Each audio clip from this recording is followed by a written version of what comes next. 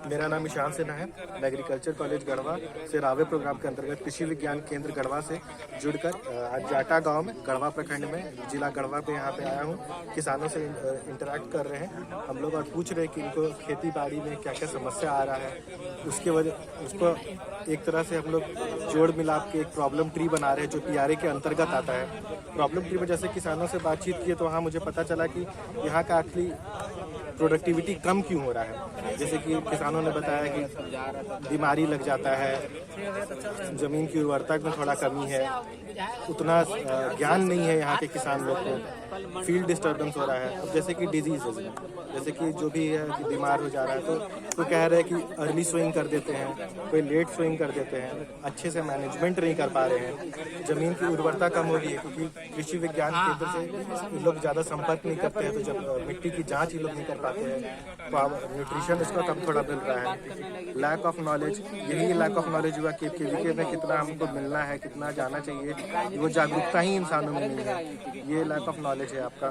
तो उसके बाद फील्ड डिस्टर्बेंस में जैसे कि नीलगाय घुस जाती है, फसलें बर्बाद कर देती है, ये एक अलग समस्या है।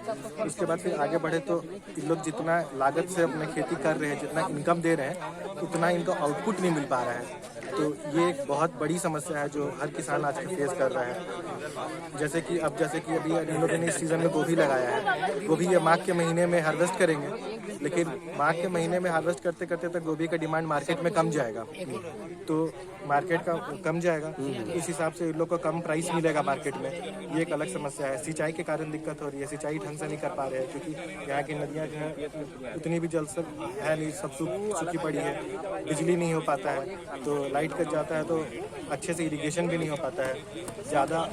जैसे कि मैंने फूल गोभी का बात किया तो 15 दिन में फूल गोभी का मार्केट में और कंपटीशन बढ़ जाएगा, प्राइस कम हो जाएगा, स्टोरेज का रखने का रख रखाव करने का जगह नहीं है। तो जैसे कि आलू को इन लोगों ने हार्वेस्ट किया, अच्छे क्वालिटी के आलू सब चुन के ले जा रहे हैं, छोटे क्वालिटी के जो घटिया क्वालिटी के आलू मतलब ग्रेडिंग करना है, ग्रेडिंग कर जो लोअर क्वालिटी बच रहा है वो इन लोग का यूज़ भी नहीं कर पा रही है, वो बर्बाद हो जा रहा है इन लोग का। ये एक मेन समस्या है। उसके बाद जो स्कीम्स चल रहा है, जो लोन बेनिफिट्स है, वो भी इन लोगों को उतनी जागरूकता नहीं है किसानों में कि वो उनका बेनिफिट उठा सके। इन लोगों के पास बहुत मार्जिनल लैंड है, लोग बहुत मार्जिनल फार्मर है, तो ये लोग ज़मीन लीज पे लेके कर रहा है, तो उसका भी एक पर्टिकुलर कमाई का हिस्सा वो आकर रसीद कटाने में, भरने में लीज वाले ज़मीन में दिक्कत हो रही है। तो ये सब बेसिकली मुद्दा है जो हम लोग यहाँ पे डिस्कस करेंगे। ठीक, पीछे आपका बैनर लगा हुआ प्राकृतिक खेती का, तो उसके बारे में डिस्कस हुआ किसान से?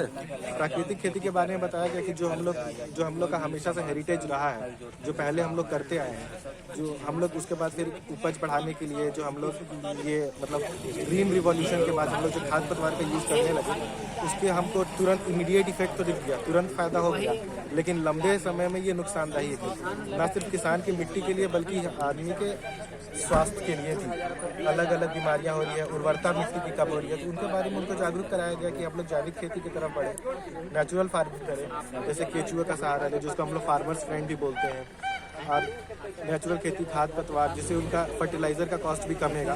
बेसिकली हाँ, अभी स्टार्टिंग के 2-3 सालों में थोड़ा सा उपज कमेगा, लेकिन वही है कि हम लोग उसको अधिक से अधिक मात्रा में करेंगे तो आने वाले लंबे रन में अगर देखा जाए तो उपज भी बढ़ेगा, उपज भी बढ़ेगा, और उसके बाद उपज भी बढ़ेगा और उनके बाद फिर स्वास्थ्य के लिए भी वो अच्छा होगा। जीवामृत के बारे में देखिए, जैसे कि काऊ डंग हो गया, फिर आपका गौमूत्र हो गया, बेसन हो गया, ये सबको मिला के हम लोग एक मिट्टी हो गया, वर्जिन मिट्टी हो गया, सबको मिलाकर एक कंपोस्ट तैयार करते हैं, जैसे 7 दिन में तैयार हो जाता है। उसका छिड़काव करेंगे 200 लीटर पानी में मिला के, तो उससे करने से हम लोग का ज़मीन का जो उर्वरता है, फर्टिलिटी है जो सॉइल का, वो इन्हांस करता है। प्रकृति मिट्टी हमें इतना कुछ पैदा करके दे रही है, तो हमारा भी फर्ज बनता है कि उसकी उर्वरता को बचाएं। गाय मतलब देसी गाय ना? देसी गाय का गौमूत्र आपका जितना पुराना हो बढ़िया है, और गोबर आपका जितना ताज़ा हो वो बहुत अच्छा है उसके लिए। यहाँ किसानों को आपने बताया ये? हाँ, मैंने बताया अभी। Thank you.